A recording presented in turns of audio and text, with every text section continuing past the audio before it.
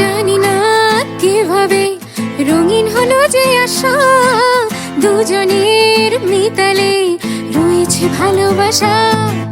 কি করে দুজনে স্বপ্ন যে মিলে গেল। আসসালামু আলাইকুম, ওয়েলকাম টু অন্তরাজ ব্লগ। আজকে আমরাও এই ট্রেন্ডটা ফলো করে ফেললাম। তো আমার হাজব্যান্ড এই ট্রেন্ডটা ফেসবুকে দেখলো, তো আমার সাথে অ্যাপ্লাই করলো। আমার তো খুবই ভালো লেগেছে।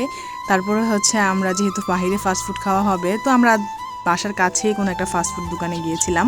লোকেশনটা হচ্ছে নারায়ণগঞ্জ কাশীপুর খিল মার্কেট। তো আমার হাজব্যান্ডেরই একটা ফ্রেন্ডের দোকান ছিল, তো সেখানেই গিয়েছিলাম। আমরা অন্য দূরে কোথাও যেতে চাইনি, তাই বাসার কাছে আমরা একটা ফাস্টফুডের দোকানে গিয়েছিলাম। তো এখানে হরেক রকমের ফাস্টফুড পাওয়া যায়। তো আমি আমার ছেলেকে নিয়ে চলে গেলাম। তো এখানে আমি আজকে বোরকা পরেছি, আমার এই বোরকাটা ফেভারিট। কার কেমন লাগে আমি জানি না, কিন্তু আমার কাছে খুবই ভালো লাগে। তো এখানে আমরা হচ্ছে চিকেন রোল অর্ডার করলাম, যেটার প্রাইস 30 টাকা।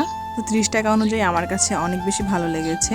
তো নর্মালি আমরা যে 20 টাকা দামের বা 30 টাকা দামের আমরা রোলটা খাই, সেটার মধ্যে শুধু গাজর আর বাঁধাকপি দিয়ে ভরা থাকে, এটার মধ্যে চিকেনও ছিল। তো আমার কাছে খুবই ভালো লেগেছে। তারপরে হচ্ছে ওনাদের মেনুটা দেখিয়ে দিই। এই যে এখানে মেনু, খুবই কম দামে রিজনেবল প্রাইসে খাবারগুলো পাওয়া যায়।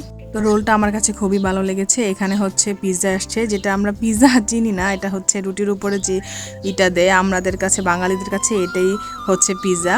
তো যাই হোক, খেতে কিন্তু অসম্ভব মজা ছিল, খারাপ ছিল না। 40 টাকা অনুযায়ী আমার কাছে খুবই ভালো লেগেছে। এটা হচ্ছে বাংলা পিৎজা, যেটা আমাদের সবারই পছন্দ।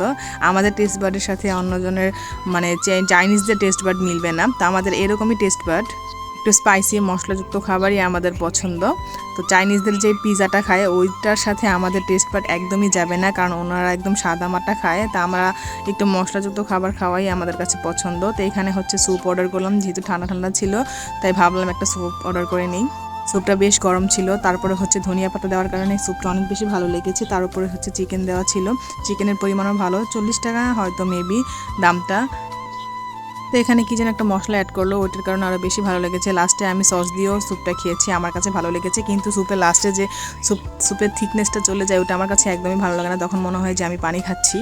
ধনিয়া পাতার কারণে টেস্টটা একদমই ভালো লেগেছে, অনেক বেশি ভালো লেগেছে। তো আমার ছেলেও খুব ভালো মতো খেয়েছে, খুব বেশি স্পাইসি ছিল না, যার কারণে আমার ছেলে খেতে পেরেছে। অনেকের কারণে মুখে দিতে পারছিল না, তাই এবার থেকে ভাবছিলাম যেহেতু ওর খাবারের ভিডিও আপনারা অনেক বেশি পছন্দ করেছেন, তাই ভাবলাম ওর খাবারের ভিডিও একটু দেওয়া যায়। তো এখানে আমি একটা সুপের রিলস বানাচ্ছিলাম। তো যাই হোক, আলহামদুলিল্লাহ আজকের দিনটা অনেক ভালো ছিল। যারা আমার পেজটা ফলো করেননি, এখনই অবশ্যই ফলো করে দিবেন।